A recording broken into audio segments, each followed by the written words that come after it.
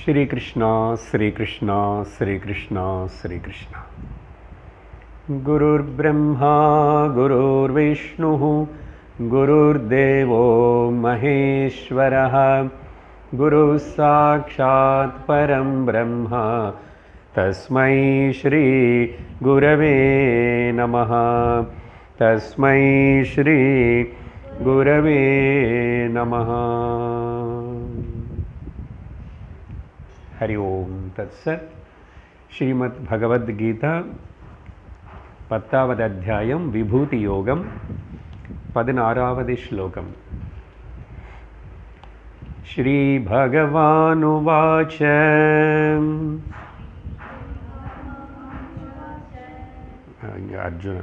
अर्जुन उवाच वक्तुमर्हस्य शेषेण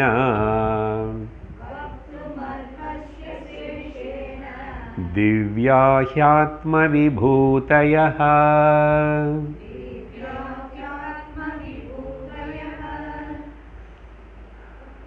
याभिर्विभूतिभिर्लोकान् इमां त्वं व्याप्य तिष्ठसि।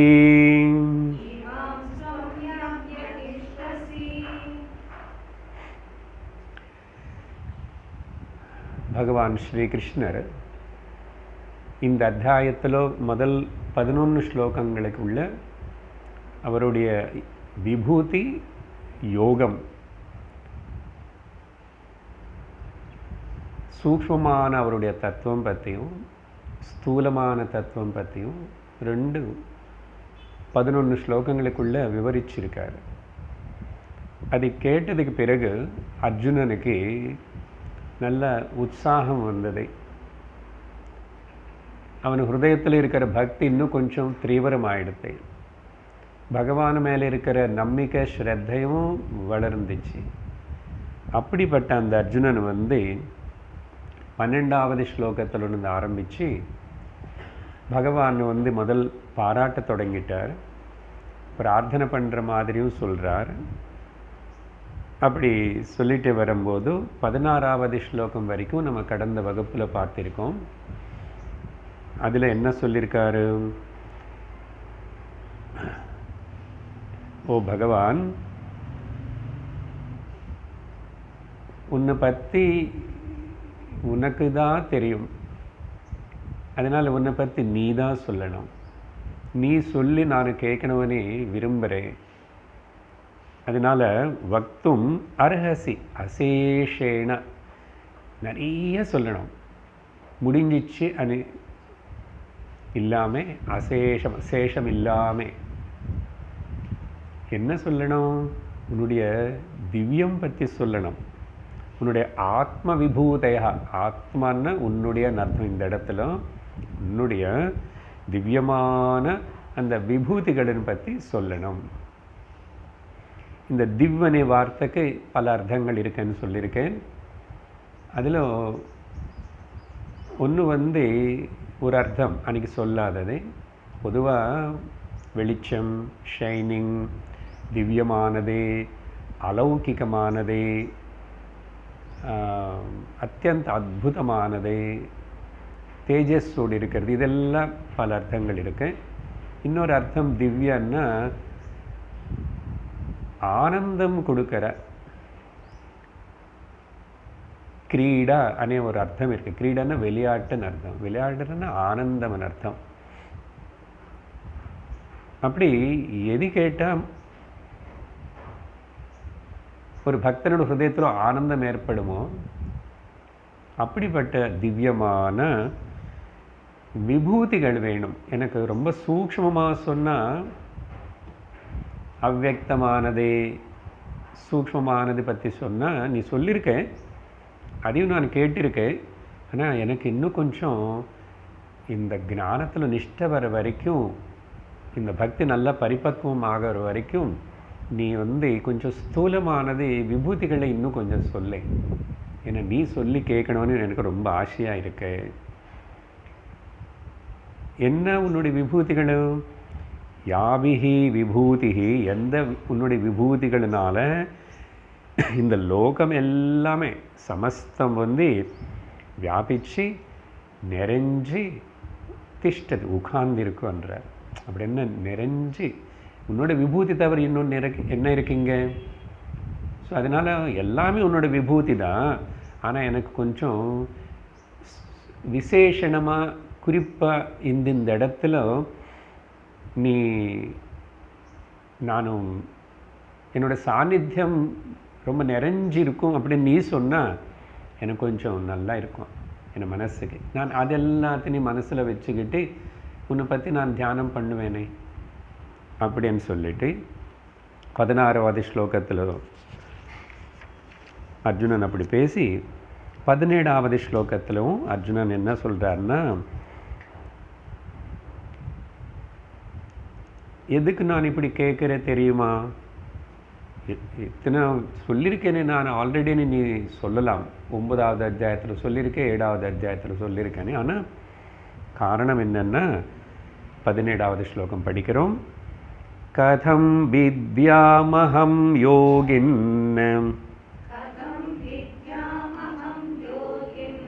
த்வாம் சதா பரிசிந்தயன் கேஷு கேஷு ச பாவேஷு சிந்தோசி பகவன் மயா. ஏன் இப்படி கேட்குறேன்னா 2 காரணம் இருக்கு கிருஷ்ணா. அதுக்கு ஒன்று என்னன்னா, சதா எல்லா சமயத்துலேயும் எல்லா இடத்துலையும் எப்பவுமே எல்லா காலத்துலேயும் எல்லா இடத்துலையும் எல்லாத்துலேயும் சதா உன்னே நினச்சிக்கிட்டு அகம் கதம் வித்யாம் துவாம், நான் உன்னை எப்படி மறக்காமே உன்னே நினச்சிக்கிட்டு பரிசிந்தையன்னு தியானம் பண்ண முடியும்? நீ இப்போ எனக்கு முன்னாடி இப்போ இருக்க, அப்புறம் உன்னை வீட்டுக்கு நீ போவே இல்லையா, உன்னை ராஜ்யத்துக்கு நீ போவே, அப்புறம் நானும் யுத்தத்துக்கு கிளம்புவேன்னு சொன்ன ஆல்ரெடி நீ. அப்போ நான் யுத்தம் பண்ணிட்டு இருந்தாலும் சமையல் அர்ஜுனன் சமையல் நல்லா பண்ணுவாராமா.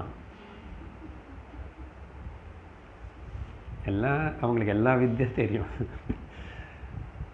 டான்ஸே சொல்லி கொடுத்தான்ல அங்கே விராட்ட பருவத்தில். டான்ஸை சொல்லி கொடுக்குறவனுக்கு சமையல் பண்ண தெரியாது என்ன? நான் உங்களுக்காக சொல்கிறேன். தாய்மார்களுக்கு சமையல் பண்ணிட்டு இருந்தானோ, டிரைவிங் பண்ணிட்டு இருந்தானோ, ஆஃபீஸுக்கு போயிட்டு இருந்தானோ, எப்பவுமே சதா. அப்போ அந்த மாதிரி எப்படி ஒன்று நானும் எல்லா சமயத்திலும் நினச்சிக்கிட்டே மறக்காமல் தியானம் பண்ண முடியும், அதுக்காக தியானம் பண்ண முடியுமோ. 2வது காரணம், அப்போது எந்தெந்த பொருட்களுக்குள்ள கேஷு கேஷு ச பாவேஷு, இங்கே பாவம்னா மனசில் பாவம் வரணும்னா இப்போ மனசு உள்ளே பார்க்குறோம், கண்ணு திறந்து வெளியில் பார்க்குறோம், காது திறந்து தான் இருக்க வெளியில் கேட்குறோம், யாரோ என்னமோ பேசுகிறாங்க, அது நம்ம காதுக்குள்ளே விழுறது, நம்ம அப்பப்போ பேச வேண்டியிருக்கு இருக்குல்ல. அப்போது இந்திரியங்கள் சரீரம் மூலமாக பல வேலைகள் பண்ணிகிட்டே இருக்க வேண்டியிருக்கு. அப்பப்போ அந்தந்த இந்திரியங்கள் அந்தந்த விஷயங்கள் கூட தொடர்பு இருந்துட்டு இருக்கும்போது கூட கேஷு கேஷு ச பாவேஷு, அந்தந்த பாவம் என்னங்க வெளியிலோ இருக்கிற வேலை, அதனால் ஏற்படுற உள்ள பாவம். உள்ள பாவங்கள் எப்போ ஏற்படுறது? வெளியில் முதல்ல இன்ட்ராக்ஷன் ஏற்பட்டதுக்கு அப்புறம்தான் ஒரு ரியாக்ஷன் மாதிரி பாவம் உள்ளே ஏற்படுறது. எந்தெந்த பாவத்திலோ எந்தெந்த இடத்துலோ எதெல்லாம் நானும் செய்யும்போது கூட என்னால் சிந்தோசி உன்னை பற்றி ஹே பகவன் மயா என்னால் நீ உன்னே ஸ்மரிச்சுட்டு இருக்க முடியும். எந்தெந்த வஸ்துவில் முக்கியமாக ஏதாவது குறிப்பாக சொல்லுங்க. ஏன்னா ஏகரூப தியானம், ஏகரூப பக்தி, பகுரூப பக்தி பற்றி சொல்லிட்டு இருந்தோம். அதுதான் முக்கியமான தீமனை. அப்புறம் அரூப பக்திக்கும் போக வேண்டியிருக்கு. ஆனால் அந்த அரூப பக்திக்கு போகிறதுக்கு நீ தான் புத்தி யோகம் தர, அவிகம்ப யோகம் தர, ஞான தீபம் ஏற்றி விட்டுறேன்னு நீ தான் ப்ராமிஸ் பண்ணிட்டேன். ஆனால் நான் இப்போ பகுரூப பக்திக்கு வந்துட்டேன். நீ சொன்னதெல்லாம் எனக்கு புரிஞ்சது, உன்னோட விபூதி எல்லாம் கேட்டதுனால. ஆனால் எனக்கு தியானம் பண்ணுறதுக்கு அப்படின்னு ஏதாவது ஒரு ஆலம்பனம் கொடுங்க. பொருள் ஆலம்பனம் வேணும். அப்போதான் நான் உன்னையே நினச்சிக்க முடியும். அதுக்கப்புறம் நீயே புத்தி யோகம் தான் எனக்கு ஞானம் வர மாதிரி நீ அனுகிரகம் பண்ணுவேன். அதனால 2 காரணம். எந்தெந்த வஸ்துவில் முக்கியமாக நான் பார்க்கும்போது உன்னை ஸ்மரிச்சிக்க முடியுமோ, உன்னே ஸ்மரிச்சுட்டு இருந்தால் உன்னை தியானம் ஏற்படுமோ, உன்னை தியானத்திலேயே நான் இருந்தேன்னா எனக்கு இந்த சம்சார மாயா எதுவுமே என்ன தொடாது. நான் துக்கப்பட மாட்டேன், துக்கம் என்ன தொடாது அப்படின்னு சொல்லிட்டு இதெல்லாம் மனசில் வச்சுக்கிட்டு அர்ஜுனன் அவருடைய மனோபாவத்தின் பகவானுக்கு தெரிவிக்கிறாரு. கடந்த வகுப்பில் இந்த 16வது ஸ்லோகம் வரைக்கும் சொல்லும்போதும் அங்கே ஒன்று சொன்னோம். ஜோக்க இல்லை, அர்ஜுனன் ஒருவேளை நான் மறந்துச்சு அங்கே விபூதி யோகம் பற்றி சொல்லும்போதும் நான் தூங்கிட்டேன் கேட்கலையா நான் நினச்சிக்குவேமோ கிருஷ்ணா, அப்படி நினச்சிக்காது. அதுக்கு இன்னொரு காரணம் கூட இருக்குது, அது அடுத்த ஸ்லோகத்தில் சொல்லுவாருன்னு சொன்னேன். இப்போ இங்கே 2 காரணம் சொல்லிட்டோம். இன்னும் இன்னொரு முக்கியமான உண்மையான காரணம் 18வது ஸ்லோகத்திலையும் சொல்கிறார்.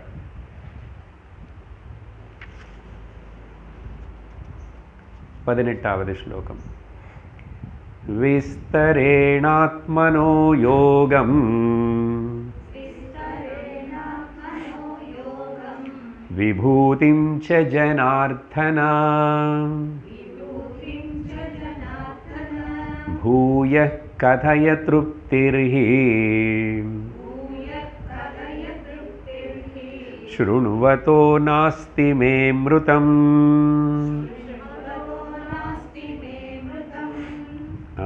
இந்த ஸ்லோகத்திலும் நிஜமான இன்னொரு காரணமும் சொல்கிறேன். நான் அப்போ கேட்டேன், அப்போ நல்லா தூங்காமல் தான் நல்லதாக கேட்டிருக்கேன்.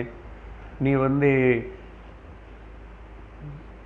பரம தத்துவமான உன்னுடைய சூக்ஷ்ம விபூதி யோகம் பற்றியும் சொல்லியிருக்கேன். என்ன சொல்லியிருக்காரு யோகம் பற்றி? எல்லாருக்குள்ள நானே தான் அந்தர்யாமியாக இருக்கேன். இந்த தத்துவம் எல்லாம் அப்பவே சொல்லியிருக்காரு. சூத்ரே மணிகணா இவ சர்வமிதம் மயி புரோதம் சூத்ரே மணிகண. இதெல்லாமே எனக்குள்ள தான் அந்த மாலை, ஒரு கோல்டு செயின் எதனா உள்ளே அந்த த்ரெட்டு மாதிரி லிங்க் பண்ணுறது ஒன்று இருந்தால் தானே. அப்படி என்ன ஆதாரப்பட்டு தான், என் மேலே ஆதாரப்பட்டு தான் எல்லாமே எனக்கு மேலே கோக்கப்பட்டிருக்கு அப்படின்னு அங்கே சொல்லிட்டாரு. ஸோ அதெல்லாம் கேட்டிருக்கேன். பட் ஸ்டில் என்ன காரணம் தெரியுமா? பூயா கதைய மறுபடியும் நீ சொல்லணும், கேட்கணும்.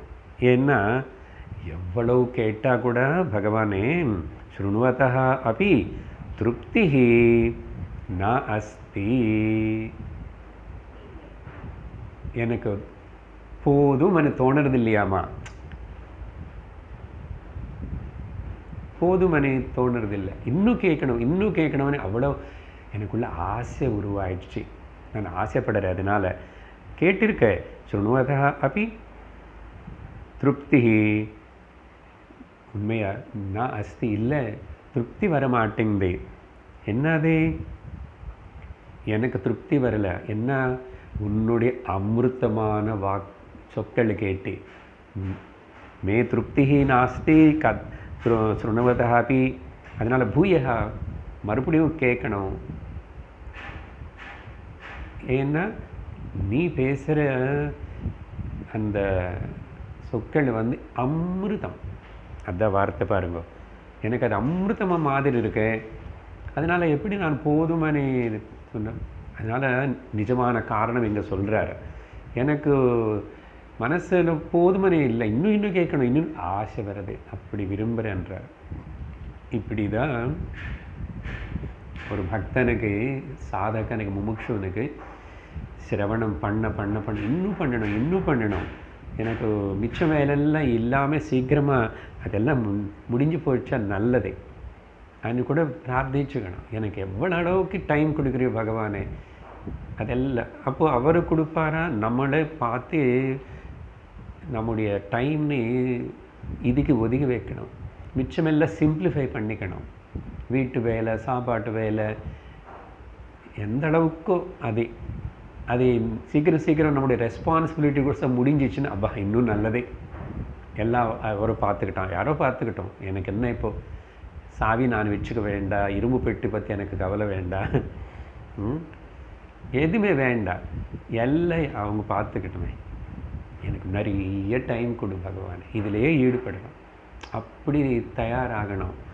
அந்த நிலை வரணும்னாவே அதுக்கு நிறைய ப்ரிப்பரேஷன் தேவைப்படுறது. நிறைய பேருக்கு ஒன்றும் வேலை இல்லை, ஒரு ரெஸ்பான்சிபிலிட்டி இல்லை, ஒன்றும் பற்றி கவலைப்பட வேண்டாம், பணம் பற்றி கவலைப்பட வேண்டாம், எல்லாம் வேண்டாம், வீட்டில் சர்வெண்ட்ஸ் இருக்காங்க, ஆள் இருக்காங்க, எல்லாமே இருக்கு, ஓரளவுக்கு உடம்பு கூட ஆரோக்கியமாக தான் இருக்குது. ஆனாலும் நிம்மதியாக இருக்க மாட்டான், இதில் ஈடுபட மாட்டான். ஆச்சரியம் பாருங்க. இன்னொன்று சாஸ்திரம் என்ன சொல்கிறதுன்னா, வாழ்க்கையில் துன்பம் வரணும், துன்பம் அனுபவிக்கணும். அதனால் நம்ம எல்லோரும் சப்போஸ் இந்த சத் சங்கத்தில் பகவத்கீதா, இந்த பக்தி ஞானம் இதில் ஈடுபடுறோம் நிறையன்னா பரவாயில்ல. நம்ம பயந்துட்டோம், லோகம் பார்த்து, லோகத்தில் வர துன்பம் பார்த்து பயந்தாங்கோழிகள் மாதிரி வந்துட்டோம். பரவாயில்ல, அப்படி வரணுமன்றது சாஸ்திரம். துன்பம் பார்க்காமே, லோகத்தில் துன்பம் அனுபவிக்காமே ஒருத்தன் யாராவது இப்படி சத் சங்கத்துக்கு வந்தால் கூட இது ஏதோ ஒரு காலக்ஷேபம் மாதிரி, கொஞ்சம் எனக்கு பகவத்கீதை தெரியும், கொஞ்சம் எனக்கு திருப்புகளை தெரியும், அது தெரியும், இது தெரியும், இப்படியே போவான். அப்புறம் கேட்கும்போது கூட இதில் எத்தனை ஸ்லோகங்கள் பகவத்கீதையில் கரெக்டாக இருக்கு. அர்ஜுனர், கிருஷ்ணர் இந்த ஸ்டூவில் தான் பாடியிருப்பாரா யுத்த பூமியில்? அவர் இன்னும் நல்லா பாடியிருக்க மாட்டார். இந்த எக்கனாமிக் கேல்குலேஷன்ஸு கரெக்டு 700 தான்ன்றீங்களா? இப்படி ரிசர்ச் புத்தி சில பேருக்கு அது வரும், ரிசர்ச் பண்ணுறது. அப்புறம் டிவியோ ஏதோ ஆன் பண்ண அங்கே இன்னொருத்தர் பகவத்கீதை சொல்கிறாருன்னா அவர் எப்படி சொல்கிறாரோ பார்க்குறோம், இந்த மாஸ்டர் இப்படி சொல்கிறாரு, அவர் இப்படி போகிறது பாருங்க புத்தி எல்லாம். அப்போ என்ன ஆகுதுன்னா டைம் வேஸ்ட் பண்ணிக்கிறான்னு அர்த்தம். இன்னும் ஸ்திரத்துவம் வரல, நிശ്ചலத்துவம் வரல, அந்த அலப்பாயிர மனசு இன்னும் அதில் புரியல. எதுக்கு ஆத்தியாத்மிகம், எதுக்கு பகவத்கீதா, எதுக்கு பக்தி అనేది இன்னும் புரியலை. அப்போ இன்னும் அது புரியலைன்னா எப்போதான் நீ போய் அடைய போகிற? அதனால் சீக்கிரம் புரிஞ்சுக்கணும். அதுக்கு உபனிஷத்தில் ஒரு இடத்துல சொல்கிறதே, ஜந்துஷு லோகேஷு துக்கம் அனுபவிய, துக்கத்தின் கிளேஷத்தினு பார்க்கணுமா. அப்படி வந்தவங்களுக்கு என்ன ஆகும்னா பாயிண்ட்டு, அப்படி வந்ததுக்கப்புறம் விவேகம் வந்து, அந்த விவேகத்தினால வந்து சத் சங்கத்தில் உட்காரும் போது வைராக்கியம் ஞானம் நிறைய பலவர்த்தமாகும். உதித்த விவேகா, இனிமேல் லோகம் போதுமப்பா, பார்த்தியாச்சப்பா, நான் அனுபவிச்சோ லோகம் பார்த்தியோ புரிஞ்சு போச்சு, துன்பம் இருக்கே தொட்டா சுடுமணி எனக்கு புரிஞ்சு போச்சு. அப்போ விவேகம் வந்தது. இப்போ என்ன, இதுக்கு ஏதாவது வழி இருக்கா, நீ தேடுறவனு தான் அவனு வந்த பகவத்கீதை கிளாஸுக்கு பிரயோஜனப்படும். அதனால் ஒரு அளவுக்கு நமக்கு உலகம் பார்த்து பயந்துட்டோம்.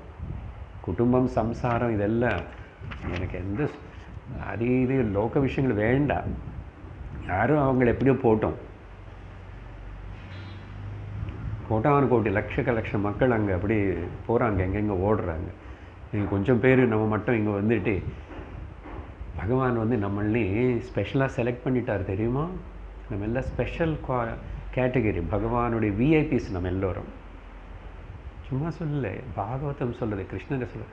அப்படி எனக்கு ரொம்ப பிடிச்சவங்களன்னு மட்டும்தான் நான் வந்து அப்படி ஜாக்கிரதையாக கொண்டு வந்து அப்படி ரமணாலயத்தில் உட்கார வைப்பேன். பல இடத்துல சொல்லியிருக்கார் பகவான், பாகவதத்தில் எல்லாம் இந்த அமிர்தம் கேட்கணுமானே அந்த ஆசை. கேட்டதப்புறம் புரிஞ்சுக்கணும், பிரயோஜனப்படுத்திக்கணும் அப்படின்னு முதல்ல அந்த அபிப்பிராயம் சொல்லிட்டார. இதுதான் காரணம். அதனால நீ என்ன பண்ணணும் தெரியுமா, விஸ்தரேன நல்ல விஸ்தாரமாக சொல்லிட்டே இரு. நீ விஸ்தாரமாக சொல்லிட்டே என்ன, உன்னுடைய ஆத்மனகான்னு மறுபடிங்க உன்னுடைய யோகம் விபூதி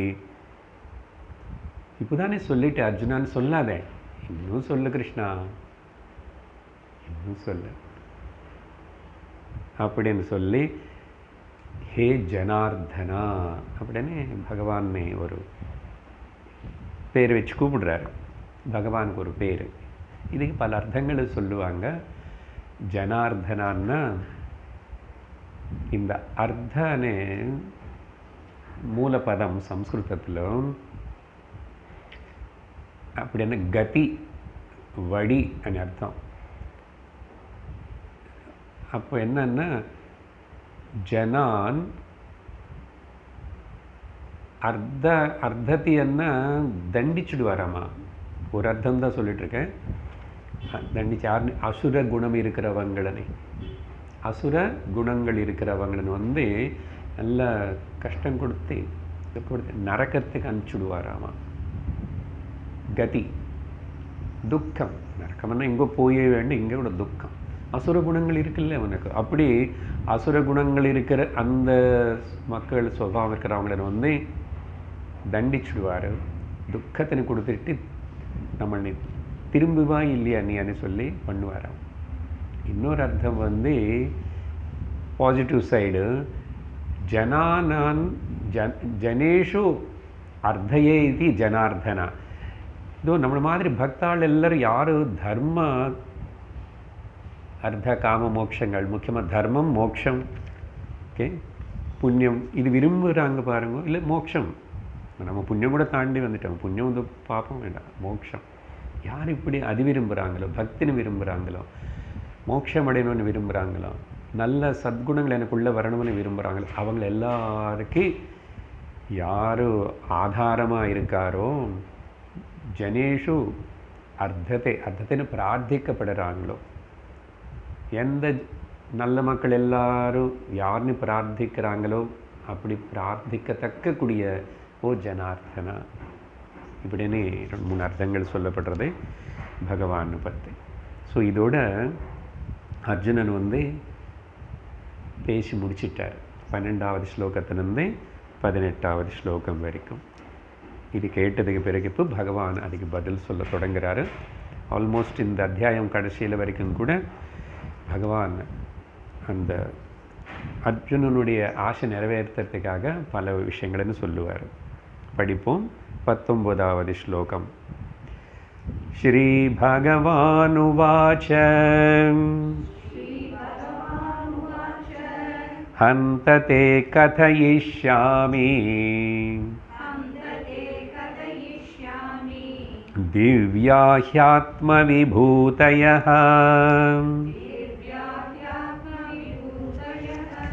பிராதான்யதः குரு ஸ்ரேஷ்ட நாஸ்த்யந்தோ விஸ்தரஸ்ய மே.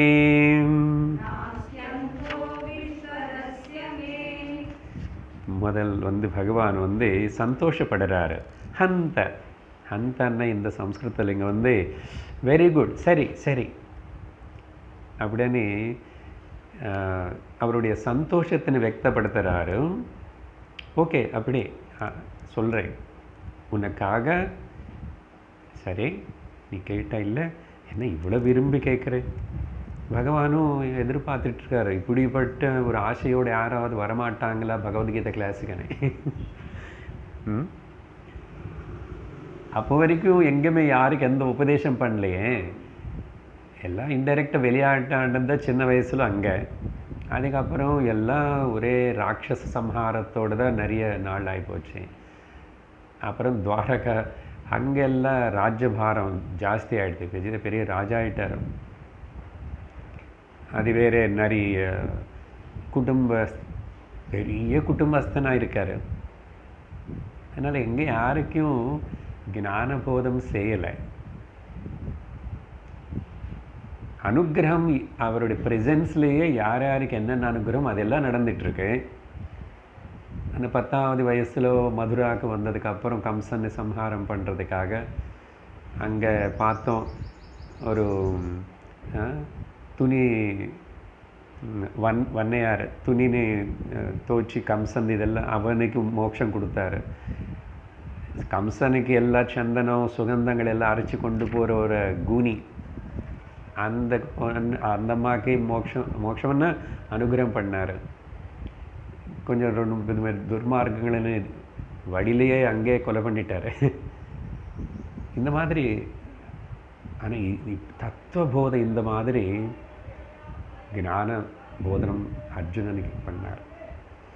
சரி, அப்படின்னு அதனால் சந்தோஷப்படுறாரு. கதைஷாமி, கண்டிப்பாக சொல்லுவேன், நான் உனக்கு சொல்லுவேன். என்னது? மறுபடியும் ஆத்ம விபூதைக திவ்யம் திவ்ய ஆத்ம விபூத.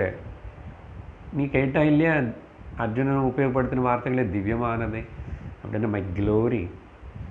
ஓகே, என்னுடைய யோகம் யோகம் இங்கே இல்லை, சாரி, முக்கியமாக விபூதி. என்ன சூக்ஷ்மமான தத்துவம் பற்றி ஆல்ரெடி பேசியிருக்காரு அர்ஜுனன். கேட்டது இப்போ எனக்கு உன்னுடைய விபூதிகள் கிராஸாக சொல்லுங்க, ஸ்தூலமாக குறிப்பாக ஏதாவது காட்டு, இந்த பிரபஞ்சத்தில் காட்டி இதில் என்ன தியானம் பண்ணும், இதில் என்ன நினச்சிக்கோ அப்படின்னு நீ சொல்லணும் இந்த வாயால். அதனால் விபூதி இங்கே முக்கியமாக. அப்போது அது பிராதான்யதா சொல்லுவேன். பிராதான்யதான்னா முக்கியமானது ஒரு சாம்பிள் எடுத்துகிட்டு அங்கங்கேருந்து சொல்லுவேன். இப்போது துணி கடைக்கு போகிறோம், இந்த நம்ம இது பேர் சொன்னால் காஞ்சி பட்டு சாரின்னா அதில் வந்து ஒரு சாம்பிள் எடுத்துடுவாங்க. இல்லை இந்த ரேஞ்சில் வேணுமுன்னா அதுலேருந்து ஒரு சாம்பிள் எடுத்து, அப்படி தானே எல்லாம் பிராதான்யத்தை. அப்புறம் என்னென்னமோ இருக்கு பலதெல்லாம் ஊர், அந்த ஊர் இந்த ஊர் சாரி. பிராதான்யத்தை முக்கியமானது அங்கெங்கிருந்து எடுத்துட்டு ஒன்று உனக்கு சொல்கிறேன். ஹே குரு சிரேஷ்டா. அர்ஜுனன் கூட பகவான் பாராட்டுறார். நடுவில் 2 பேரும் ஒருத்தன் பல பேர் வச்சு கூப்பிட்டுக்குவாங்க. ஹே மாதவா, ஏ கேசவா. கிருஷ்ணர் கூட அப்படியே ஏ மகாபாகோ, பரந்தபா. நல்லா தபசு பண்ணவனு நீ, சத்ருகளன்னு ரொம்ப தப்பிப்பு செய்வேன் அப்படின்னா அவங்க பயப்படுத்துவேன். உன்னை பேர் அனுப்பிச்சாவே அவங்க பயந்துடுவாங்க. அர்ஜுனன்னாவே பயம், தூக்கமே வராது. அப்படிப்பட்ட பாராட்டுவாங்க ஒருத்தர். இங்கே வந்து குரு வம்சத்திலேயே சிறந்தவனா பிறந்தவனே குரு சிரேஷ்டா.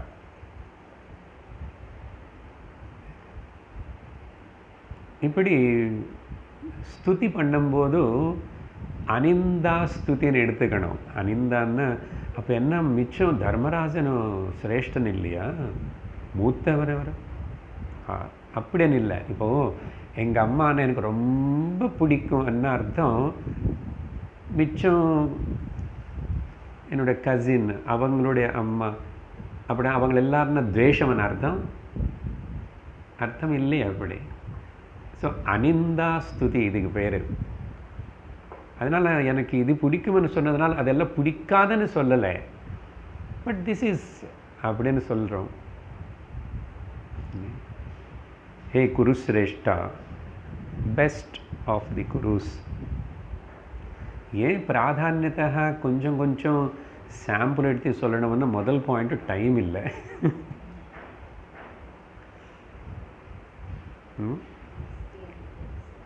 இப்போது பகவான் சொல்ல போகிற அந்த பிராதான்யத்தை ஒன்று எடுத்துக்கிட்டு நானும் ஒரு வருஷம் பேசலாம். மொத்தம் இங்கேருந்து ஆரம்பித்து ஒரு 20 ஸ்லோகங்கள் மேலே கிட்டத்தட்ட 39 வரைக்கும் கூட 75 வெரைட்டி சொல்ல போகிறார் பகவான். 75. அந்த 75 பற்றி இப்படி நம்ம ஒரு 100 மணி கணக்கு பேசலாம். விஷ்ணு சாஸ்திரம் நம்ம பேசிட்டோம் இல்லையா? எல்லாம் நாமங்கள் தானே. என்ன வந்துச்சோ என்ன பேசிட்டோன்னு எனக்கே ஞாபகம் இல்லை, என்னமோ பேசிட்டேன். அவர் நாமம் நினச்ச உடனே அதுலேருந்து என்னென்னமோ அர்த்தம் வருது, என்னென்னமோ பேசுன்னு சொல்லுவார், பேசிட்டு. ஆனால் அங்கே யுத்த பூமியில் டைம் இல்லையே. அது மட்டும் இல்லை, போதும். அது நீங்கள் அது வச்சு ஒர்க் பண்ணாவே உனக்கு வேலை முடிஞ்சிடும் நீ கேட்டது. அதனால் பிராதான்யத்தை. ஏன்னா இன்னொரு காரணம் ந அஸ்தி விஸ்தரஸ்ய அந்தஹா. இப்படி நான் விஸ்தரிச்சுட்டு சொல்லிட்டே போயிட்டு இருந்தால் உன்ன வாழ்க்கை முடிஞ்சு போயிடும். யுகங்களே நடந்து போனால் கூட அது முடிஞ்சிச்சு అనేది கிடையாது. பார்த்தீங்களா? பகவானுடைய விபூதி என்ன சொல்லி மாளாத. பக்தாள் வைஷ்ணவர்கள் என்ன சொல்லுவாங்கன்னா, பொதுவாக இந்த ஆதிசேஷன் இருக்காரே அவருக்கு 10,000 தலை அப்படின்னு சொல்லுவாங்க. பரிவேல சேஷுல படகலமயமூ அதிவோ அல்லதிவோ ஸ்ரீஹரிவாசமூ அப்படின்னு தெலுங்குல பாடியிருக்காரு நம்ம திருமலை பாலாஜி திருப்பதி சுவாமின்னு பேர். பதிவேலன்னு 10,000 சேஷு, ஆதிசேஷு. படகன்னா அந்த ஹெட்ஸு, தலை, பாம்பு தலை. அவர் 10,000 வாய், அப்போ 10,000 தலைன்னா 10,000 வாய் வச்சு அப்போ எப்படி இருந்தன்னா அவர் எப்போ பிறந்தார் அப்போ பாடிட்டே இருக்காராமா பகவானுடைய குணங்களனு, அவருடைய விபூத்தினி இன்னும் பாடிட்டே இருக்காராமா.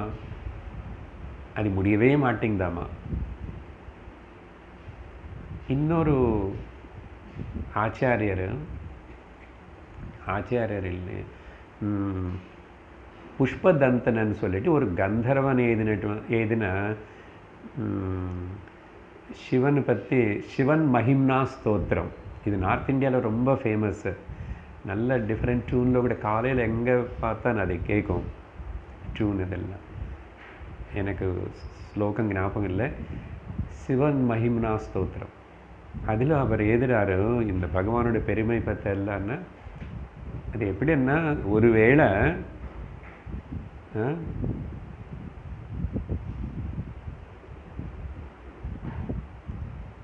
இந்த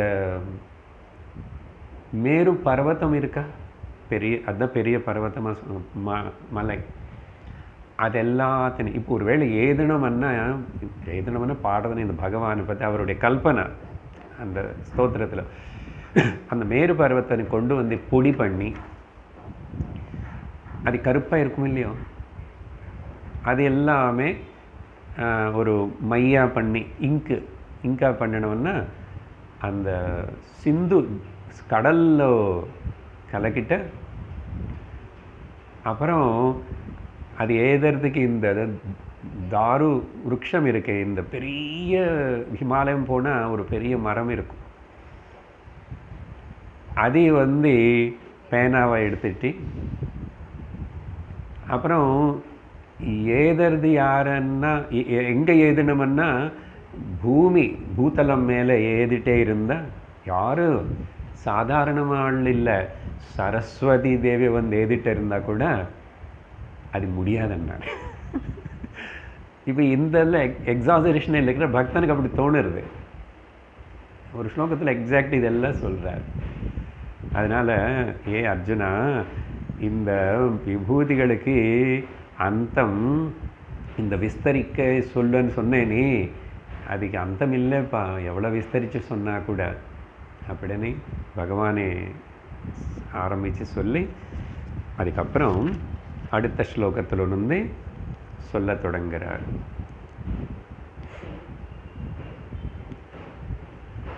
படிக்கிறோம் 20வது ஸ்லோகம். அஹமாத்மா குடாகேஷः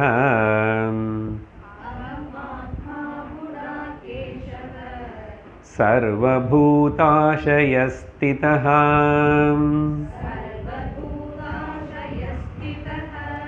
அஹமாதிஷ்ச மத்யஞ்ச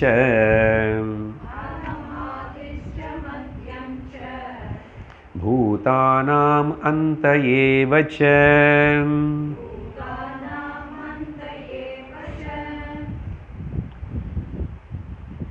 ஒரு நிமிஷம் இங்கே பாருங்க. இப்போ அளவில்லாத விபூதின்னு சொல்கிறோம். பொதுவாக வெளியில் லோகத்தில் சிந்திச்சு பார்த்தா இந்த சயின்ஸு இவங்க கண்டுபிடிக்கிறது என்னென்னமோ செஞ்சுட்டே இருக்கிறான். மறுபடியும் புதுசு யாரோ வந்து புது தியரி சொல்லுவான், அது பண்ணுவான் இது பண்ணுவான். ஆனால் எது கூட கஷ்டித்தமாக இப்படி அப்படின்னு சொல்லவே முடியல. நிர்திஷ்டமாக ஏதாவது நடந்தால் நடக்கலாம், நடக்கலைன்னா நடக்கலை. ஏன் நடக்கலை தெரியாது, ஏன் இப்படி தெரியாது. நீங்கள் மெடிக்கல்லாவது ஏதாவது பாருங்கள், எல்லாமே கூட அன்கன்க்ளூசிவாகவே இருக்கேன். இது பார்க்கணும். ஆத்தியாத்மிகத்தில் நம்ம மனசு திரும்பணும்னா இந்த பாஹ்யத்திலோனுంది ஃபிசிக்கல் சயின்ஸ்லோனுంది మనస్సు హయ్యర్ లెవెల్ మెటాఫిజికల్ సైన్స్కి வரணும்னு பிரம்ம வித்யக்கு இந்த அதுதான் லோகத்தில் பார்க்குறோம். அது எவ்வளோ பெரிய சயின்டிஸ்ட் ஆகட்டும், என்ன ஆகட்டும். அதனால தான் இங்கே எல்லாமே மேஜிக்காக தான் இருக்கேன், எல்லாமே அன்சர்டனாகவே இருக்கேன். இன்னொன்றும் அற்புதமாக இருக்கேன். அது சொல்கிறதுக்கு தான் முக்கியம். நமக்கு மேஜிக்கு அன்சர்டனும் எல்லாமே சாஸ்வதமில் எல்லாமே பயம் அதே சொல்கிறதுக்கு இல்லை, ஆச்சரியமாக இருக்குது, அற்புதமாக இருக்கு. அதனால் இந்த பகவான் சொல்ல போகிற விபூதிகளை கேட்குறதுக்கு முன்னாடி இந்த முதல் ஸ்லோகத்தில் பகவான் கூட ஒரு சூக்ஷ்மமான விஷயத்தோடு தொடங்குறாரு. என்ன அது? இதெல்லாம் தெரிஞ்சுக்கணும்னு நினைக்கிறது யார்? யார் இருந்தால் எது இருந்தால் அது தெரிஞ்சுக்கணும், இது தெரிஞ்சுக்கணும், அது சாதிக்கணும், இது சாதிக்கணும்னு யாரோ ஒருத்தன் பிரயத்தனம் பண்ணுறான் பாரு. அசல் அந்த மூலம் என்ன? அது இல்லாமல் இதெல்லாம் எங்கே இருக்கும்? ஓ, விபூதிகள் என்னோடதுன்னு சொல்லி நீ என்ன பாராட்டுறேன் பகவான் சொல்கிறாருன்னு வச்சுக்கோங்க. என்னுடைய விபூதிகளுக்குள்ள அப்போ நீயும் இருக்குல்ல, நீ ஒரு விபூதி தானே. அதனால் பகவான் சொல்ல போகிற 75 மட்டம் இல்லை, இது நல்லா கேட்டு புரிஞ்சு முடியறதுக்குள்ளே நம்ம வந்து எல்லாத்துலேயும் விபூதி பார்க்கணும். கெட்டது நல்லது எனக்கு பிடிச்சது பிடிக்காது இப்படி சொல்லக்கூடாது. அதெல்லாம் ஒரு லெவல் அவங்களுக்கு. ஆனால் நிஜமாக சாஸ்திரம் படித்து இப்படி வேதாந்தம் கேட்குறவங்களுக்கு நமக்கு எல்லாத்துலேயும் நம்ம சரீரம் ஒரு விபூதிங்க. இது ஒரு விபூதி. இங்கே பாருங்க, நமக்கு எதுவுமே புரியலை, தெரியல, என்னமோ நடக்கிறது. எப்படி நடக்கிறது? அப்போது பிண்ட கிட்டனிருந்து அண்டம் கிட்டனிருந்து பிண்டம் கிட்டனிருந்து பிரம்மாண்டம் வரைக்கும் பார்த்தீங்கன்னா எல்லாமே விபூதி, அற்புதம். அப்போ என்னது? யாராவது கேட்டால் பகவானோட விபூதி, அர்ஜுனன் கேட்டான், பகவான் அதை கோச்சிக்கல. ஏன் இப்படி கேட்குறேன்? இது விஸ்தாரமாக சொல்ல முடியாத, அந்தம் இல்லைன்னு சொல்லி கூட பகவான் கோச்சிக்கல, சொல்ல போகிறாரு. பக்தனுடைய ஆசை நிறைவேற்றத்தை தீர்த்து சொல்லுவார். பட் நம்ம முன்னாடி சிந்திக்கிறோம். ஏன்னா இந்த முதல் ஸ்லோகத்துக்காக நான் பேசுகிறது. இப்போது யாராவது கேட்டான்னு வச்சுக்கோங்க, பகவானோட விபூதி எங்கே பார்க்கலாம் அப்படின்னு கேட்டால் பகவானோட விபூதி எங்கே பார்க்க முடியாது.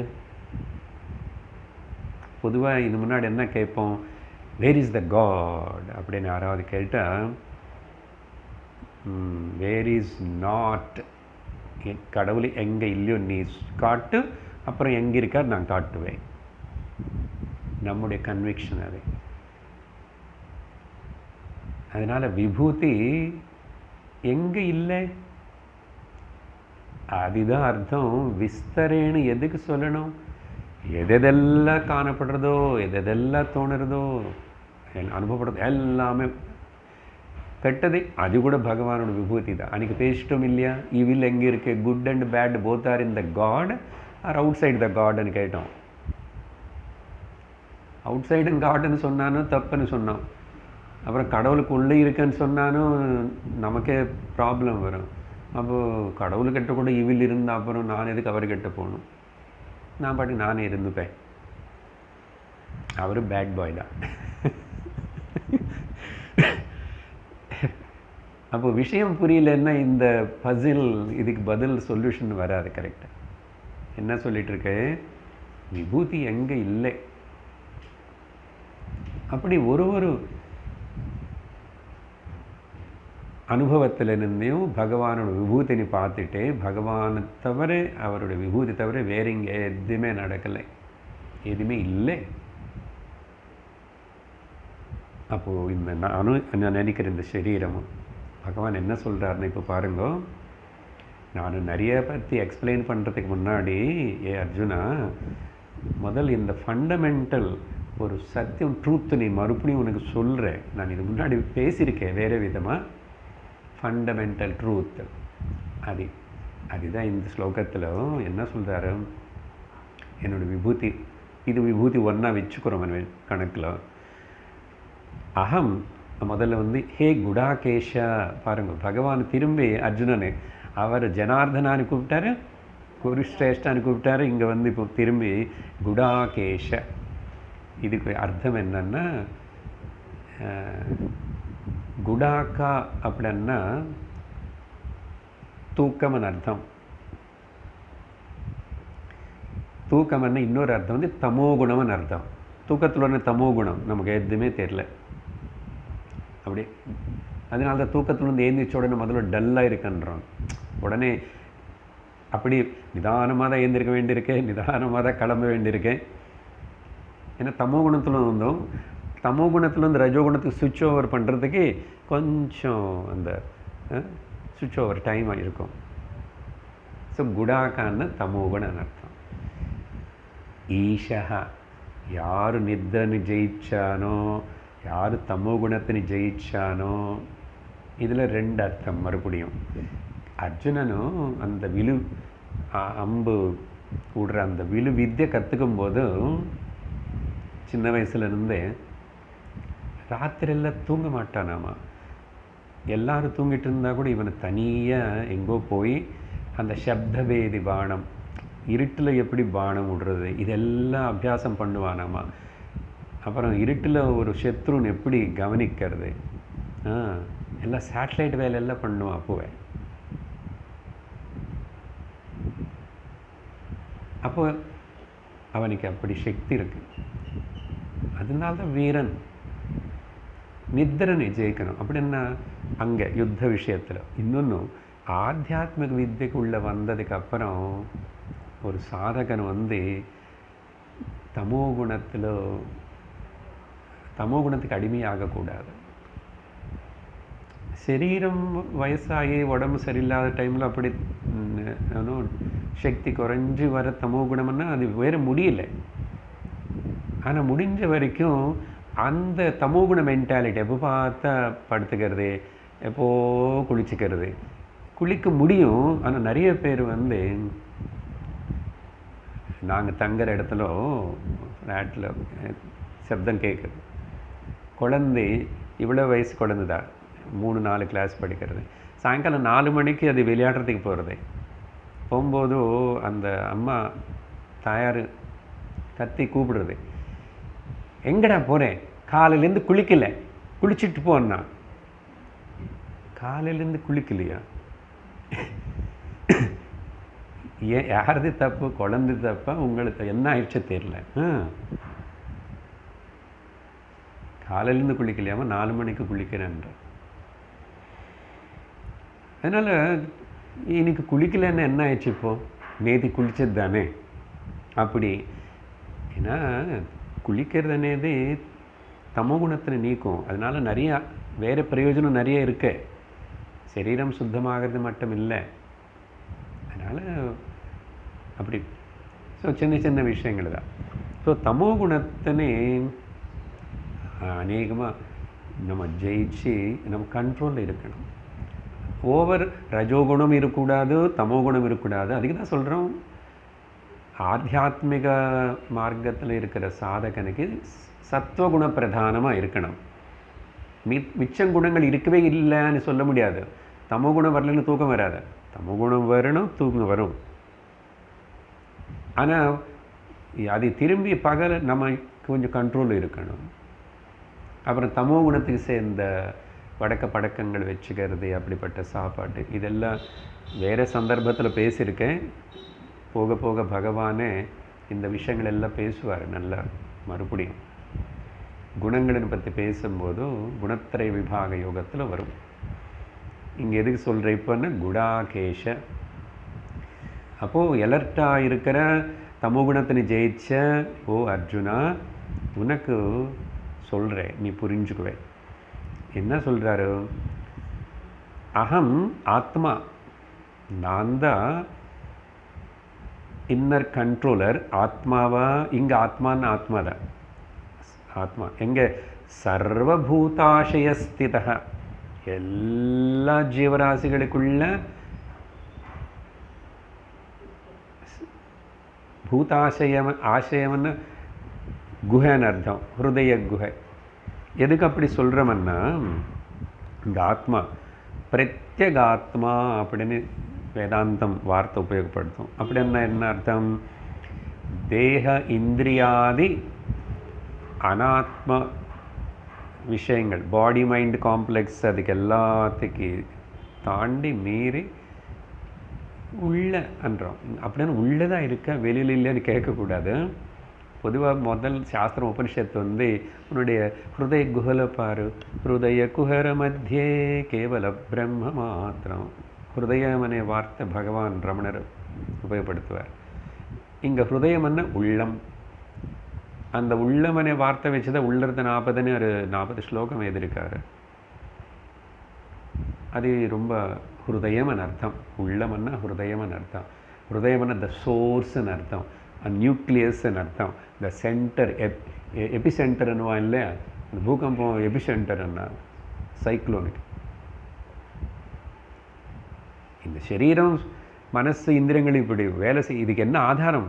எது ஆதாரமாக வச்சுட்டு என்ன இது நடத்துறதுன்னா ஆத்மா. அது எங்கே?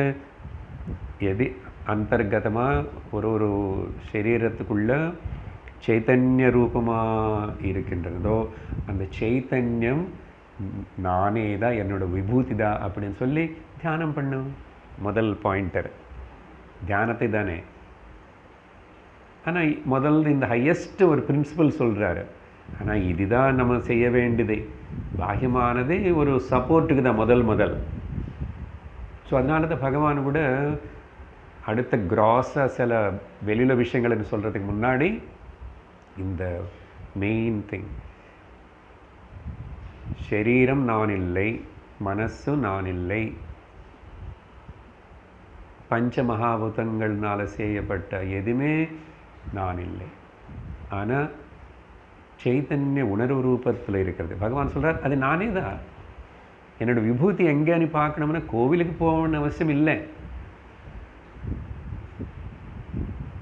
நீ ஒருவேளை கோவிலுக்கு போய் கூட அப்புறம் உனக்கு ஹிருதயத்துக்குள்ளே இருக்கிற நானுன்னு தோணுற அந்த சைத்தன்யம் பகவான் தான் நீ உணரலைன்னா நீ கோட்டி ஜன்மங்களுக்கு கோவிலுக்கு போயிட்டு இருந்தால் கூட ஒன்றும் பிரயோஜனம் இல்லை.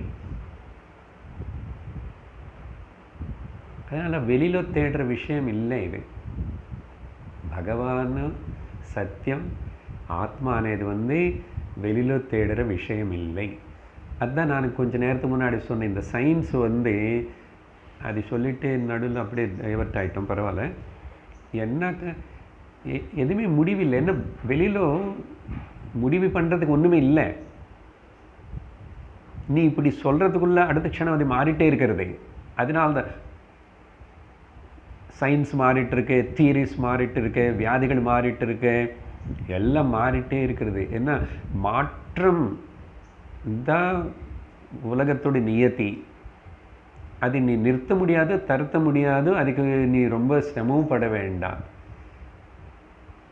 ஆனால் அப்படி மாறிட்டு இருந்தால் கூட மாறாமே ஒன்று இருக்கு, அது நீ ஆத்மா. அதை பிடிச்சிக்கோ, அது நல்லா தெரிஞ்சுக்கோ, உணரு, அதிலே நில்லு. அதனால அகம் ஆத்மா ஹே குடாகேஷ சர்வபூத ஆசயஸ்தித. அதனால நீ அப்படி அது நினச்சிட்டு தியானம் பண்ணும். சர்வபூத ஆசயஸ்திதான்னு சொன்னதுனால பகவானே கிளாரிஃபிகேஷன் கொடுக்குறாரு 2வது வரியில். என்னது? நானே தான் எல்லா ஜீவர்களும் பிறக்கிறதுக்கு காரணம். மறுபடியும் அகம் ஆதிஷ்ச. ஆதி என்ன? பிகினிங். அதனால நம்ம பிகினிங்க்கு நம்ம டேட் ஆஃப் பர்த் பார்த்துக்கோன்னு ரொம்ப எதோ கொண்டாடக்கூடாது. அதெல்லாம் ஓகே, சின்ன குழந்தை அப்படி கொண்டாடிட்டோம். ஏன்னா இங்கே இந்த சரீரம் பகவானோட விபூதி இங்கே எக்ஸ்பிரஸ் ஆகிறதுக்கு என்ன காரணம், எதுக்கு வந்தது அப்படின்னு என் தலைமையில் போட்டுக்கிட்டு என்னோடய கர்மம் இதை எதுவுமே சொல்லக்கூடாது. அசல் சொல்கிறதுக்கு இங்கே நான் யார் இருக்கேன்? ஏதாவது சொல்லணும் யோசிக்கணும்னா பகவானுடைய விபூதி இந்த சரீரம். இந்த சரீரம் நடத்துறது உள்ளே இருந்து அவரே ஆத்மா. எதுக்காக நான் நினச்சி சிந்திச்சு கவலைப்பட்டு இப்படி அல்பமாக ஜீவன பாவத்தோட எதுக்கு துக்கப்படணும்? ஸோ அகம் ஆதிஹி, நானே முதல், பிகினிங், மத்தியம் ச. அதுக்கப்புறம் இது என்ன சிருஷ்டி ஸ்திதி லயன்னு சொல்கிறது, அப்படி சொல்லாமல் என்ன பூதங்கள்னு சொன்னதுனால உன்னுடைய சரீரம் உன்னுடைய ஜன்மன்னு நீ நினச்சிக்கிட்டு இருக்கியே, அதுக்கு அந்த பிகினிங்கு, அந்த சரீரம் ஏன் வந்துச்சு, எதுக்கு வந்துச்சு, எல்லாமே என்னோட பொறுப்பு. நானே தான். நானே இந்த சரீரம் மூலமாக நான் என்னமோ ஒரு காரியம் செய்யணும், என்னுடைய வேலை அதெல்லாம். பிகினிங் நானே தான். அது எவ்வளோ நாள் இருக்கும் யாருக்காவது தெரியுமா? நமக்கு எவ்வளோ பெரிய யாரானாலும் சரி யாருக்கும் தெரியாது. யாரோ எங்கோ சொல்லிட்டாரு, கரெக்டாக அன்றைக்கி போயிட்டாருன்னா ரேர்லி எங்கோ அது ஏதோ இருக்கலாம் அப்படின்னு சொல்லிட்டு அப்படி யாராவது ரேராக அவருக்கு தெரிஞ்சிச்சு சார், கரெக்டாக அடுத்த ஏகாதசிக்கு போகிறேன்னு சொன்னார், போயிட்டார். விவேகானந்தர் சொன்னார் தெரியுமா? அப்படி ஏகாதசி முடிச்சுட்டாரு, Dwadashi early morning I am leaving the பாடின்னு சொல்லிட்டு பப்ளிக்காக சொல்லலை, அவருடைய ரொம்ப க்ளோஸ் ஃப்ரெண்டாக இன்னொரு சிஷ்யன் ராமகிருஷ்ணன் அவருக்கு சொன்னார். அந்த லெட்டர்ஸ் அப்புறம் பப்ளிஷ் ஆகிடுது புஸ்தகத்தில். அது அப்படி சரி, அப்படி என்னன்னு வைங்க. இப்போ என்ன அதில் ஆச்சரியம்? பகவானோட விபூதி அது. அப்படி யாருக்கோ தெரிய வச்சுட்டு சொல்ல வச்சுட்டு போயிடுச்சா? என்னது? பகவானோட பெருமை. எனக்கு தெரியல, பகவானோட பெருமை. So what? அதனால் இது என்ன, நம்ம எக்ஸாசரேட் பண்ணி அதை அப்படி ஆச்சரியமாக சொல்லிட்டு அதுக்கு பின்னாடி போகக்கூடாது. அது ஒரு மேஜிக்கா? அது என்ன அது? அப்போ எனக்கும் தெரியுமா? அப்படி தெரியறதுக்கு ஏதாவது பண்ணணுமா? அதுக்கு தெரியணும்னா முதல்ல உனக்கு ஆத்ம ஞானம் வரணும், இல்லைன்னா நீ பயந்து போயிடுவேன். கரெக்டாக இப்போ யாராவது சொன்னான்னு வச்சுக்கோப்பா, அடுத்த வருஷம் நீ இந்த நாள் போகிறேன்னார், அப்புறம் தூங்குவியா? சாப்பிடுவியா? அது எதுவுமே தெரியாதனால தான் நிம்மதி இருக்குங்க. ஆமாம், நினச்சி பாருங்க, அப்படி இல்லைன்னா என்ன கத்தின்னு. அதனால் இந்த ஆத்ம ஞானம் முக்கியம். இந்த பாக்கியமாக ஏதோ நடந்துச்சு, யாரோ ஒருத்தர் ஒரு சித்தி பண்ணார், அது பண்ணார், ஓகே, பகவானோட விபூதி அவங்கள மூலமாக ஏதோ பகவான் அப்படி தெரிவிச்சிட்டார். ஆதி மத்திய அந்தம் எதி பூதானா. ஸோ எல்லாமே என்னால் தான் எனக்குள்ளே தான் இருந்து எனக்குள்ளே தான் போயிட்டுருக்கேன். நீ நிம்மதியாயிரு. நீ இந்த யுத்தம் பண்ண எல்லாரும் செத்து போயிடுவாங்க, நீ ஏன் கவலைப்படுற? உன் மூலமாக ஒரு தர்மம் காரியமும் நான் நிறைவேற்றணும், உன்னை நான் இன்ஸ்ட்ருமெண்ட்டாக வச்சுருக்கேன், நீ என்னோட கையில் இருக்க. நம்மளை கூட எப்போ பகவானுக்கு சரண்டர் ஆகிட்டு பகவானோட கையில் நம்ம இன்ஸ்ட்ருமெண்ட்டுன்னு சொல்லிட்டு நம்ம எல்லாரும் கொலை பண்ண ஆரம்பிக்கக்கூடாது. க்ஷத்ரியனும் அதையும் தர்மத்துக்காக, அதையும் சாம தான பேத தண்ட 4 பார்த்து கடைசியில் முடியாதப்போ யுத்தத்துக்கு தயாராகிட்டாங்க எல்லாரும். சிச்சுவேஷன் கான்டெக்ஸ்ட் பார்க்கணும் அப்படின்னு சொல்லி பகவான் வந்து இந்த ஒரு முக்கியமான சத்தியத்தைன்னு சொல்லிட்டார். அதை பற்றி சிந்தி, உன் ஹிருதயத்தில் இருக்கிற ஆத்மா நான் தான் அப்படி சொல்லி அடுத்து 21வது ஸ்லோகத்தில் தான் கொஞ்சம் வேறு விஷயங்களுக்கு வரார். ஆதித்யா நாமஹம் விஷ்ணு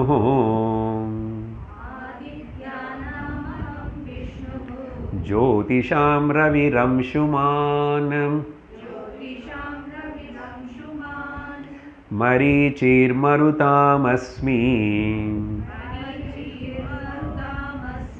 நக்ஷத்ராணாமஹம் சசி.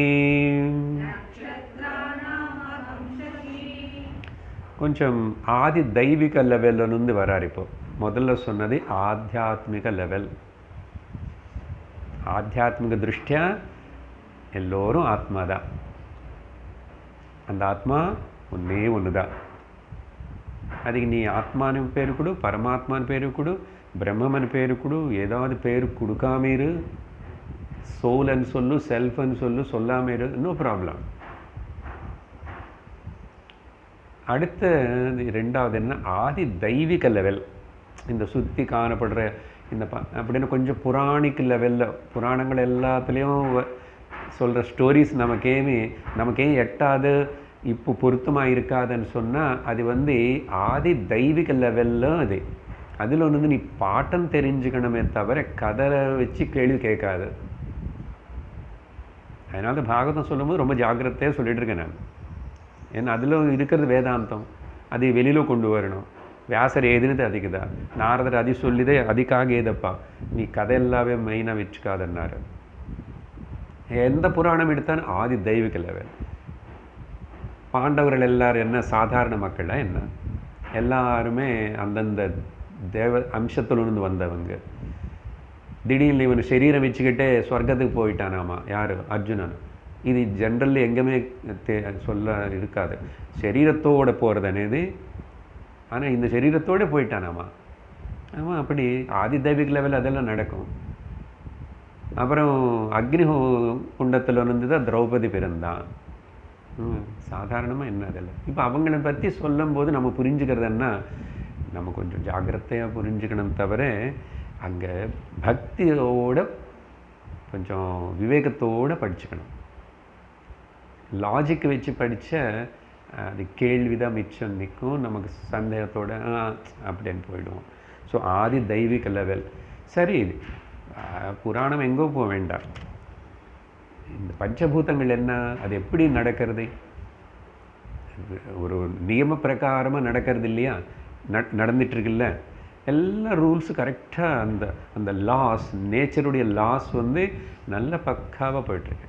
ஏதாவது தாறுமாற ஆகிற மாதிரி நமக்கு இங்கே காணப்படுறது என்ன, ஆதி பௌத்திக லெவல், நம்ம லெவல். அதுக்கு காரணம் நம்ம தான். நம்ம எப்படி இருக்கணும் அப்படி இல்லை, ஏதோ இப்போ தான் அதுக்கு தான் சயின்ஸ் எல்லாம் இப்போ அதிக சொல்கிறோம். என்விரான்மெண்டல் நம்ம எல்லாம் கலுஷிதம் பண்ணிட்டோம், எல்லாம் நாசனம் பண்ணிட்டோம், அதனால் அனுபவிக்க வேண்டியது வருதாங்க. இவனே போய் அது கூட ரிசர்ச் பண்ணணும்னு சொல்லிட்டு அந்த பேட்டு கிட்ட போயிட்டு ரிசர்ச் பண்ணி இந்த வைரஸை வெளியில் கொண்டு வந்து உலகத்தில் விடணும். உனக்கு எதுக்கு அதோட பாருங்க, சயின்ஸ் பண்ணுற வேலை இதெல்லாம். அப்போ அனுபவி ராஜா அனுபவி ஆகிடுது. இங்கே என்ன சொல்கிறாரு பகவான் பாருங்க, 4 விஷயங்கள் இது மட்டும் பார்த்தோம். ஆதித்யர்களுக்குள்ள நான் விஷ்ணு என்றார். இது ஆதி தெய்வீக லெவல் தான். என்ன சொல்கிறாருன்னா ஆதித்யர்கள் என்ன யார்? அப்போ புராண பாகவத கதை அப்படி பார்க்கணும். அங்கே நிறைய பிரஜாபதிகள் இருக்காங்க. முதல் பிரம்மாஜி சிருஷ்டி பண்ணும்போது அதில் முக்கியமான பிரஜாபதி கஷ்யபரன் ஒரு பிரஜாபதி இருக்கார். அவருக்கு அநேக பாரியைகள் இருக்காங்க. அதில் முக்கியமான 2 பாரியைகள் வந்து திதி அண்ட் அதிதி. அதிதிக்கு பிறந்த குழந்தைகள் எல்லாருமே கூட ஆதித்யர்கள். அவங்களது தான் தேவர்கள்னு கூட சொல்லுவாங்க. நல்ல பசங்க எல்லாரும். ஆனால் அதே அப்பா, ஆனால் இன்னொரு பாரிய, சாரி அதே ஆள் பிரஜாபதிக்கு திதி மூலமாக பிறந்தவங்க எல்லாரும் கூட தைத்தியர்கள். இதுதானே பாகவதத்தில் கதை ஆரம்பம். அசுரர்கள். என்ன புரியுறது இந்த கருத்து? ஒரே மனிதனுக்குள்ள தெய்வத்துவம் இருக்கு, அசுரத்துவம் இருக்குன்னு புரிஞ்சுக்கணும். இந்த லாஸ்ன்னு புரிஞ்சுக்கணும், கொஸ்டின் பண்ணக்கூடாது. இப்போது ஆண் சரீரம் எடுத்தால் இதில் ஸ்திரீ சுவாவம் கூட பாதி இருக்காமா. ஸ்திரீ சரீரம் எடுத்தால் கூட அதிலும் புருஷ சுவாவம் பாதி இருக்குதாமா. ஆனால் வெளியில் వ్యక్తமாகிறது விசேஷமாக ப்ரிடாமினெண்ட்டாக ஸ்திரீயாக காணப்படுறது, புருஷனாக காணப்படுறான். அப்போ 2 అనేది எப்பவுமே சேர்ந்து இருக்கும்போது தான் இந்த பிரபஞ்சமே. அதனால் அன்றைக்கி சொன்னோம், கட்டதே நல்லது, 2மே பகவானுக்குள்ளே தான் இருக்கு. ஆனால் 2த்துக்கு அப்பாற்பட்டதாக இருக்கார் பகவான் ஆத்மா. அது புரிஞ்சுக்கணும். அதுதான் சத் அசத் விலக்ஷணம், காரிய காரண விலக்ஷணம். அதுதான் வேதாந்தோட ஃபைனல் டீச்சிங். இவ்வளவு சொன்னால் கூட சத்தியம், பரம்பொருள், ஆத்மானது வந்து நான் பியாண்ட், டிரான்செண்டட் ஆல் த டுவாலிட்டிஸ். அது புரியணும். என்ன சொல்லிட்டு இருக்கிறோம்? பிரஜாபதி கதை. அவர் அப்படிப்பட்ட அதில் ஒரு வேதத்தில் இந்த ஆதித்யர்களோட சங்கிய வித்தியாசமாக சொல்லும். ஒரு இடத்துல 5ன்னு சொல்லிச்சு, ஒரு இடத்துல 7ன்னு சொல்லிச்சு. பாகவதத்தில் 12 துவாதச ஆதித்யர்கள். அந்த 12 பேரில் அது எல்லாமே விஷ்ணு புராணம் கூட விவரித்து சொல்லும். அந்த விஷ்ணு புராணத்தில் முக்கியமாக அந்த 12 ஆதித்யர்களுக்குள்ள நானும் விஷ்ணு என்றார் பகவான். இதுக்கு இன்னொரு கருத்து என்னன்னா, தேவதைக்கு நடுவில் வாமனனா பிறந்ததுனால அவர் வந்து உபேந்திரன்னு பேர் அவருக்கு. உபேந்திரன்னு இந்திரனி தம்பின்னு அர்த்தம். வாமனருக்கு இன்னொரு பேர் உபேந்திர. அப்போது விஷ்ணு வாமன ரூபத்தில் தேவதைகளுக்கு நடுவில் அந்த காரணத்துக்கு உத்பவிச்சார். அதனால் ஆதித்யர்கள் 12 பேரில் நானும், என்னோட பேர் விஷ்ணு அப்படி நினச்சிக்கோ, தியானம் பண்ணும். அடுத்தது ஜோதிஷாம், நல்ல தேஜஸ காந்திவந்தமாக உனக்கு கண்ணு திறந்த வெளியில் காணப்படுற இந்த பிரகாசிக்க செய்கிற அநேக ஜோதிஷாம்னா வெளிச்சம் கொடுக்குற. அதில் நானும் ரவி, சூரியன். பாருங்க, ஒரு ஆத்தியாத்மிக ஆத்மா பற்றி சொன்னார், அப்புறம் வந்து பகவானோட அவதாரம் பற்றி சொன்னார். உடனே அதுக்கப்புறம் ஆதி தெய்வீக லெவலில் நீ பௌத்திகமாக பார்க்கலாம். அதனால தான் சூரியனை வழிபடுறது, சூரிய நமஸ்காரம் பண்ணுறது, மனசு ஆரோக்கியத்துக்கு, ஆத்தியாத்மிக எல்லாத்துக்கும் சூரியனே நினச்சிட்டே நம்ம பிரார்த்தனா பூஜை நம்முடைய இதெல்லாம் இருந்துச்சுன்னா அவ்வளோ பெரிய விஷயம். இங்கே பாரு, தினந்தோறும் இருக்கு. நீ எங்கேயுமே போக வேண்டாம், எந்த இடத்துல இருந்தாலும் வெளியில் வந்து அப்படி பாரு இருக்கு. ஸோ ரவி இந்த சூரியனாக இருக்கு. ஆனால் அந்த சூரியனுக்கு என்ன இருக்கு? யார் அம்சுமான், நிறைய அவருடைய தேஜஸ் சக்தினி அந்த ரேஸ் ரூபத்தில் அப்படி ஸ்ப்ரெட் பண்ணுறாரு. அம்சுமானன்னா கிரணங்கள், அந்த ரேஸ். ஸோ அந்த மாதிரி சூரியன் ரூபத்தில் இருந்து லோகம் மொத்தத்துக்கு வெளிச்சமும் சக்தினி எனர்ஜின்னு கொடுக்குற இது நான் தான். என்னோட விபூதி எங்கே பாரு, என்னை பார்த்த மாதிரி தானே. அதனால் கடவுள்னு பார்க்கணும்னு வேறு முயற்சி பண்ணக்கூடாது, அப்புறம் பார்க்கலன்னு கவலையும் படக்கூடாது. பார்த்துட்டு தான் இருக்கிறோம் అని தெரிஞ்சுக்கணும். கடவுள் தான் பார்க்குறேன், நீ இன்னொன்று பார்க்கல. நீங்கள் என்ன பார்க்குறீங்களா? கடவுள் தான் பார்க்குறீங்க. நான் உங்களை பார்க்குறேன்னா கடவுள் தான் பார்க்குறேன். பார்த்தீங்களா பாவம் எப்படி மாறி போச்சு? உங்கள் குழந்தைகள், உங்கள் ஹஸ்பண்டு, உங்கள் யாராவது ஆகட்டும், என்ன பார்க்குறேன்? கடவுள் பார்க்குறேன். யாருன்னு தொடுறேன்? கடவுள்னு தொடுறேன். யாரு கூட பேசுகிறேன்? கடவுள் கூட பேசுகிறேன். எல்லாமே. இதுக்கு மேலே என்னதை வேணும்? எதுக்கு அலையணும்? ஸோ அதனால் ரவி சூரியனை பற்றி சொல்லி, அப்புறம் மருத்து கணங்கள் ஒரு 49 பேர் வாயு தேவதைகளுக்குள்ள ஒரு 49 லிஸ்ட் இருக்குங்க. இந்த மருத்து கணங்களுடைய லிஸ்ட்டு கூட கதை நம்ம வந்து பாகவதத்தில் பார்த்தோம். எங்கே கொஞ்சம் சுருக்கமாக அங்கே வந்துச்சு நடுவில். அவங்களுக்குள்ள ஒருத்தன் பேர் மரீச்சி. மரீச்சி ருஷி வேறே, இங்கே மரீச்சி. எப்படி இந்த காற்று பற்றி சொல்லும் போதே இந்த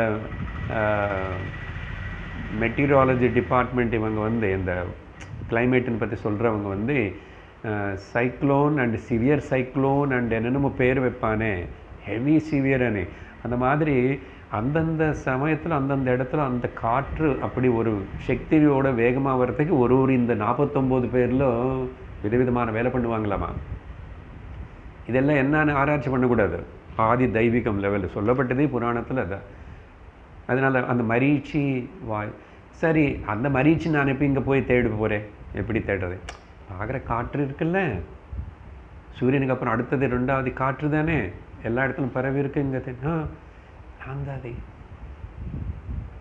பகவானோட விபூதி காற்று ரூபத்தில்.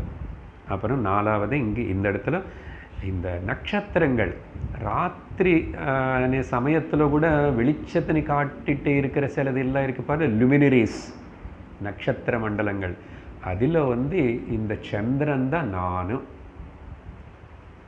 நட்சத்திராணாம் அகம் சசி அப்படின்னு சந்திரன் கூட இந்த நட்சத்திரங்களை குரூப்பில்.